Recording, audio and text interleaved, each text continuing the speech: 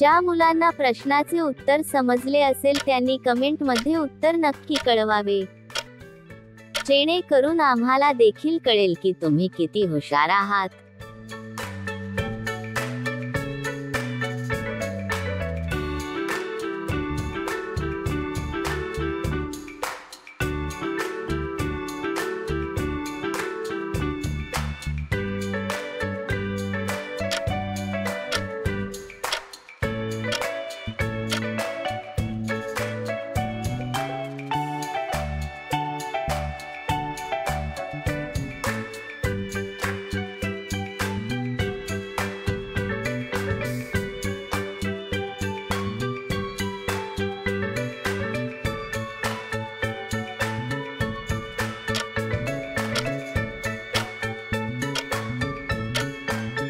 जर आपल्याला हा व्हिडिओ आवडला असेल तर लाईक, कमेंट, शेअर आणि सबस्क्राईब नक्की करा.